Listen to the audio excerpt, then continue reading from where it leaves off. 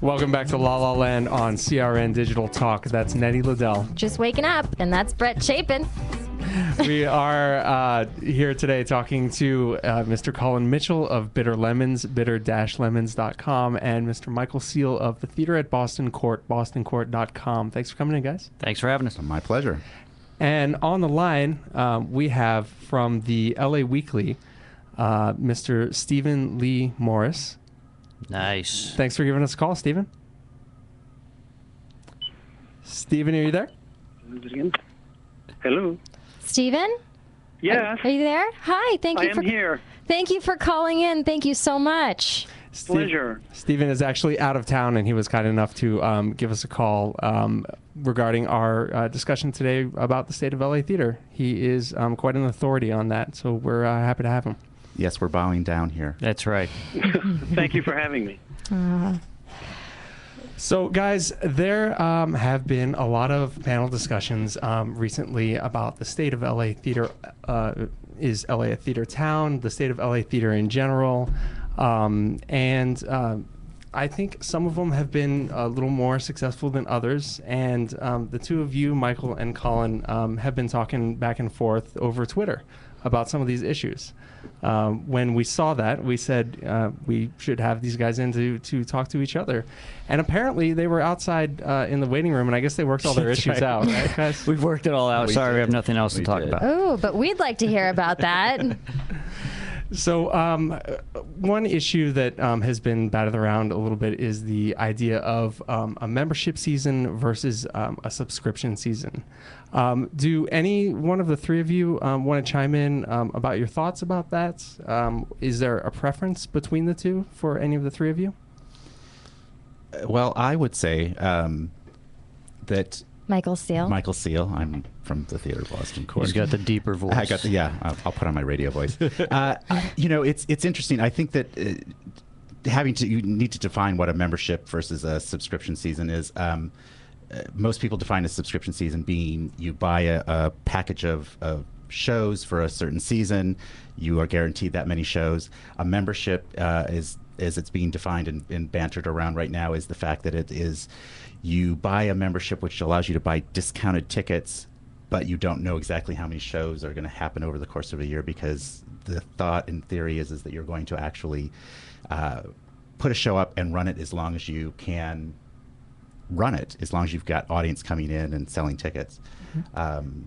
And I personally, I think that is more of a commercial model as opposed to a nonprofit model, because as a nonprofit in the state of California, because that's where I know the nonprofit world, is that it is about serving the community. You are, as a nonprofit in the state of California, you actually are responsible to the people of California. You're a resource. Yes, exactly. And so I think that what you have to do is you are going to, as a nonprofit, you really actually have to do what is basically a subscription model, because you are giving the people sources of entertainment and creating work for your community. So by running something for a long period of time, that is actually defeating that purpose, if you ask me.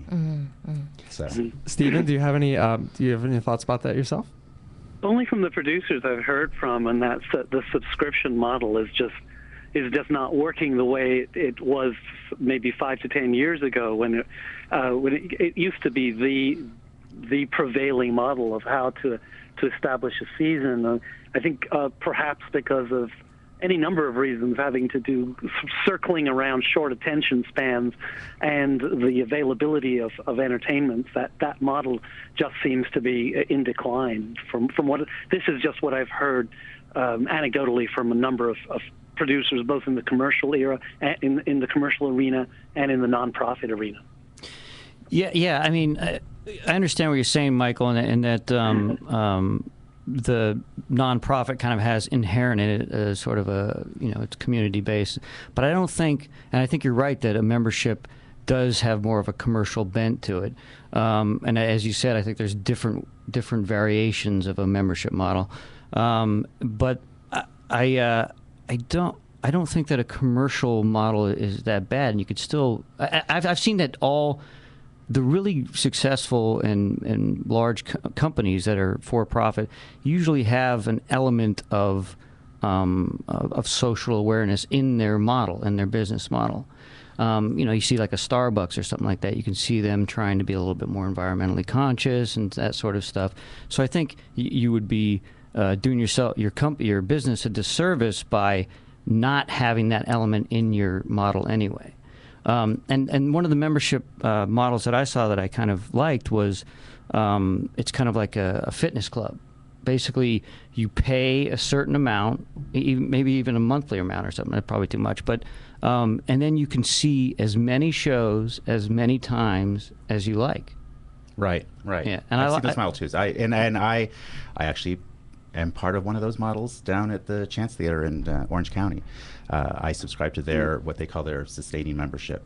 I can always, speaking for Boston Court, we actually have had our best season last year. Moving into the season, we actually doubled our subscribers. So for us, it's working, but there are other ways to look at it, definitely.